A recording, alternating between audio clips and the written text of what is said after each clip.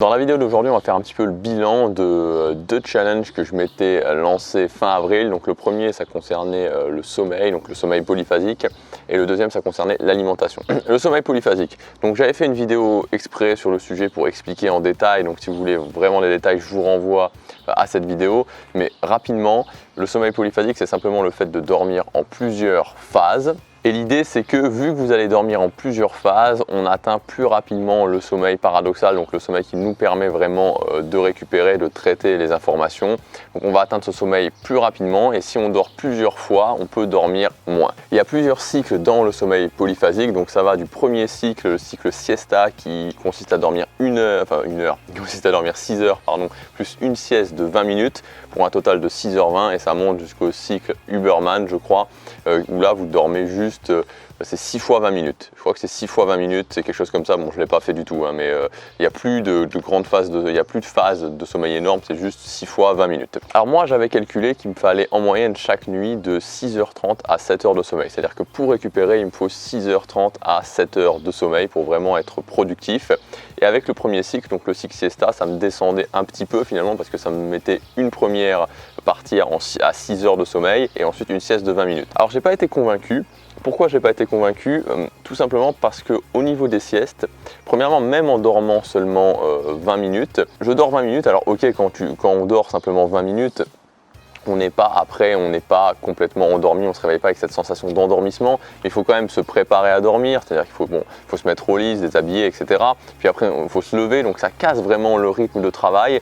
Et moi, j'ai trouvé que finalement, pour 20 minutes de sommeil, pour 20 minutes de sommeil, il faut que ça me prend environ 45 minutes, voire 1 heure au total, entre le moment où j'arrête de bosser et le moment où je m'y remets vraiment de façon intensive. Et la deuxième chose, c'est que c'est assez contraignant de faire une sieste de 20 minutes tous les jours. C'est-à-dire que tous les jours, il faut mettre sa sieste de 20 minutes, parce que sinon, on est quand même beaucoup plus fatigué. Pour moi, c'était assez contraignant, et je trouvais pas ça, ça m'enlevait de la flexibilité, et j'ai pas vraiment adoré ça. Notamment cet été, je pars en vacances, je vais pas mettre une sieste de 20 minutes tous les jours. J'ai pas été plus loin que le cycle siesta, j'ai testé.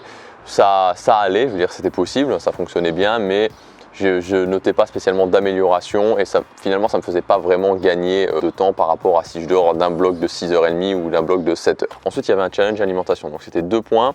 Premier point, c'était de tenir un régime précis, donc j'avais fait aussi une vidéo là-dessus sans faire d'écart, et deuxième point, c'était de descendre en dessous des 77 kg, donc arriver environ à 76 kg donc j'avais jusque fin juin. Donc là, je suis à 77 kg, donc on peut dire que j'ai quasiment réussi avec un petit peu d'avance. En revanche, au niveau des écarts, là j'ai échoué, c'est-à-dire que j'ai quand même fait des écarts, j'ai quand même fait en moyenne 1 à 2 écarts par semaine. Et ça m'a amené à réfléchir sur une chose intéressante, c'est tout simplement que maintenant, c'était moins haut dans mes priorités. Quand vous faites quelque chose, quand vous vous lancez dans une activité, il y a forcément de l'investissement à mettre, il y a forcément des priorités à gérer, et il faut en être conscient. Et là, ça m'a permis de voir que finalement, au niveau de la musculation, au niveau de l'alimentation, c'était un petit peu moins haut dans mes priorités. Ma priorité numéro 1 actuellement, c'était vraiment le fait de faire cette chaîne YouTube, le fait de vivre de ma chaîne YouTube, le fait d'être digital nomade. Forcément, ça entraîne aussi des voyages, ce qui rend un peu plus difficile le fait d'être vraiment stable au niveau de son alimentation.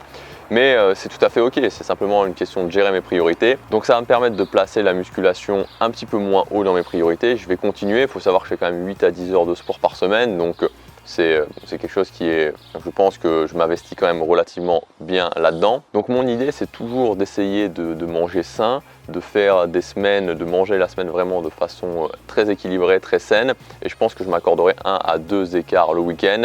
Et par contre, j'ai découvert que j'aimais beaucoup faire du cardio training, c'est-à-dire faire du vélo, faire du rameur, ce genre de choses, et j'en faisais pas énormément avant. Et donc ça me permet, en faisant ça, de pouvoir m'octroyer des week-ends un petit peu plus tranquilles, des week-ends où je peux faire quelques écarts sans pour autant prendre vraiment du poids, sans pour autant m'engraisser, parce que j'ai une tendance quand même à prendre facilement du poids. Même si on dirait pas, mais pourtant c'est le cas. Maintenant, pour parler un petit peu du futur, je compte mettre en place une nouvelle grosse habitude.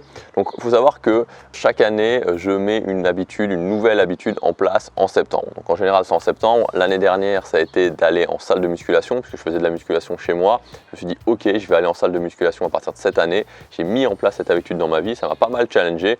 Donc pour tout un tas de raisons, c'était un beau challenge pour moi, et maintenant ça fait 9 mois que je vais en salle et je suis très content, et je ne me verrai pas retourner chez moi. Vraiment, j'apprécie vraiment. L'année d'avant, ça a été de me lever tôt le matin. Donc pendant 115 jours, je me suis levé tôt tous les matins. Ça m'a permis de mettre en place cette habitude et ça a été vraiment une révolution, je peux le dire le mot, carrément une révolution dans ma vie. Cette année, ce que je veux faire, alors cette année je vais commencer un petit peu, je vais commencer maintenant et je le mettrai vraiment en place à 100% en septembre, c'est de lire un livre par semaine. C'est la prochaine grosse habitude que je veux mettre dans ma vie. Et quand je parle d'habitude, je parle vraiment de quelque chose que je vais commencer et que je ne vais plus arrêter. C'est-à-dire que ça va être 100% intégré dans ma vie. Ce que j'ai fait ces 6 derniers mois, c'est que j'ai intégré à 100% le fait de faire une vidéo tous les jours dans ma vie. J'ai mis en place le système, j'ai amélioré le système et maintenant, de façon facile, sans souci, c'est devenu à 100% une habitude, je fais une vidéo tous les jours. Donc l'idée, ça va être de lire un livre par semaine pour au final lire 52 livres par an. Je crois que c'est vraiment quelque chose de très important quand on est un créateur de contenu. Je vais commencer cette habitude dès maintenant, donc je vais la mettre en place dans ma vie, je vais lancer tous les mécanismes pour mettre en place cette habitude. Je m'octroie quand même 2 mois de battement parce que je vais partir en voyage et je sais que ça sera peut-être un petit peu compliqué, notamment avec le décalage horaire, etc. L'idée, c'est de faire une montée en puissance et qu'à partir de septembre, toutes les semaines, il y ait un nouveau livre qui soit lu. Je vous encourage aussi, si vous voulez vous lancer là-dedans, si vous voulez mettre en place l'habitude de lire des livres, alors pas forcément un livre par semaine, ça peut être un livre toutes les 2 semaines, un livre par mois, d'aller voir le groupe Facebook, le BM Book Club. Moi, je vais y aller, je me suis inscrit. C'est Antoine Blanche-Maison qui a lancé ça et ça permet tout simplement de partager ses lectures, de voir aussi qu'il y a d'autres gens qui le font. Et c'est très important quand on met en place une habitude de favoriser son environnement et notamment son environnement social, de voir qu'il y a des gens qui sont en train de faire la même chose que nous et à qui on peut parler. Vous pouvez cliquer sur la fiche qui apparaît à l'écran, je mettrai aussi un lien dans la description pour accéder au BM Book Club. Voilà pour cette vidéo de bilan de mes 2 derniers challenges. Donc c'est toujours important de tester pas mal de choses, de se lancer des défis. Je vous encourage aussi à réfléchir à une habitude que vous pourriez mettre en place rapidement dans votre vie et qui ferait vraiment un changement dans votre vie. À demain pour la prochaine vidéo. Prenez action, chaque jour compte.